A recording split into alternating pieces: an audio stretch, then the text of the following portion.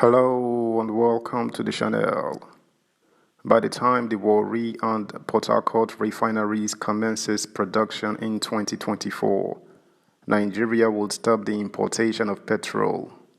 Words from the Honorable Minister of State for Petroleum Resources. It be like say things say 2024 still far. Subscribe, like, share, and comment. Thank you. Nigeria will stop fuel importation by 2024 after local refineries begin production. Tinubu government vows. The President Bola Tinubu-led Nigerian government has promised to fix the Port Harcourt and Warri refineries to stop the country's fuel importation by 2024.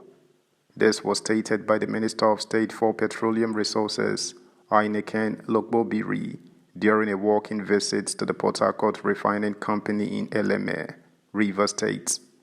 The minister, who was joined on the tour by Minister of State for Gas Resources, Ekberikbe Ekbo, expressed satisfaction with the quality of work done, noting that the $1.5 billion rehabilitation project, when finished by the end of 2023, would process up to 60,000 barrels of petroleum per day.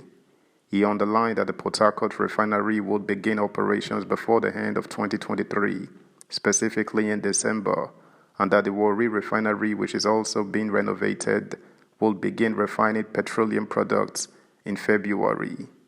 It insisted on the December 2023 completion date for the Port Harcourt refinery renovation, expressing satisfaction with the quality of work done in the plant. He stated that the purpose of the inspection was to guarantee that the Port Harcourt refinery was rehabilitated on time and that other refineries in the country were completed on time. The minister was quoted by Vanguard saying, "The essence of today's inspection is to come see the extent of work done at the Port Harcourt refinery, and we are happy with the level of work done here. From what we have seen here, we believe the project will be completed as scheduled. The Port Harcourt refinery will come on board fully by the end of this year, 2023. Warri will start operating by the first quarter of next year, and then Kaduna will come on stream towards the end of next year.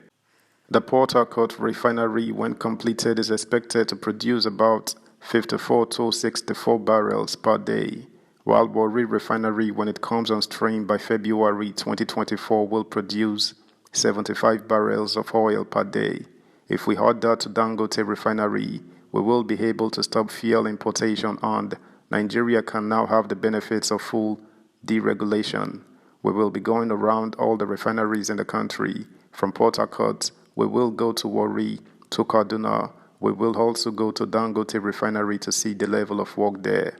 Our objective is to ensure that in the next few years, Nigeria stops fuel importation, and that is why we are here to see the extent of work done. And we are satisfied with what we are saying here. Nigerians should expect better supply of fuel and better economy. But I can assure you that Nigeria will have a better deal in this renewed hope administration of President Bola Ahmed Tinubu. Ekberikbe Ekbo, Minister of State for Gas Resources, stated that the government is anxious for gas production and electricity generation in the country. Ekbo stated that the administration is dedicated to putting a stop to gas flaring in the country. He continued, "You know, gas is very important and we have it in abundance, so the issue of gathering the gas to generate power supply and other areas that would need gas in the country is very important. The government is very desperate about it as it will bring in foreign investors to invest in the gas sector. With the briefing we have received today, there is hope for Nigeria that gas flaring will stop and gas generation will increase, and with that we will have uninterrupted power supply in the country." Ekbo commented on the government's stance on the use of compressed natural gas or CNG in cars. He said, "The policy is very simple and we are encouraging investors in that sector so that we have it in abundance. The vehicles will be converted to appreciate the usage of CNG, which will be beneficial to all. So there is desperate and dedicated efforts to make sure gas is available, which of course will reduce the cost of gas in the vehicle as well as reducing the cost of using fuel." Subscribe, like, share, comment, and please turn the notification bell on. Thank you. The Independent Petroleum Marketers Association of Nigeria (IPMAN) has urged the new Minister of State for Petroleum to encourage the federal government to bring operators of the illegal refineries in the creeks to the national grid. The chairman of IPMAN, Enugu Depot Community in charge of Anambra, Ebonyi, and Enugu States, Mr. Chinedu Anyanso, stated this in an interview in Awka while congratulating the newly sworn-in ministers. Recall that Senator Ainekin Lokbobiri was recently appointed as the Honorable Minister of State, Oil, Petroleum Resources, while Honorable Ekberikbe Ekbo is the Honorable Minister of State, Gas, Petroleum Resources. The new Minister of State for Petroleum, who is from the Niger Delta, should encourage the government to bring operators of the illegal refineries in the creeks to the national grid, Anyanso said, as quoted by NAN. Instead of chasing them and destroying their infrastructure, the government should call them to be part of the solution, at least in the short term, while we wait for the main refineries to resume operations. This will reduce the pressure on foreign exchange. Nigeria's bleeding oil and gas sector, which is gasping for fresh breath after 8 years of former President Muhammadu Buhari's poor handling, may be heading for a final collapse if President Bola Tinubu follows the path of his predecessor by reserving the ministry for himself, stakeholders have warned.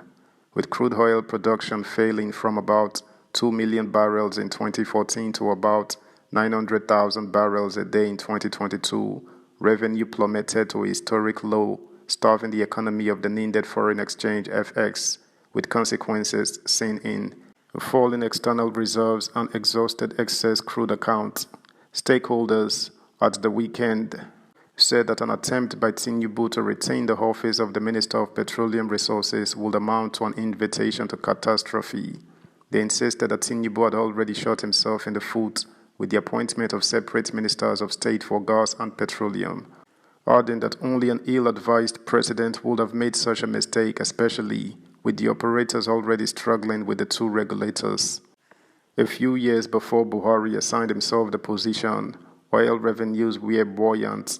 Oil revenue was $68.44 billion in 2011, while it was $62.84 billion in 2012.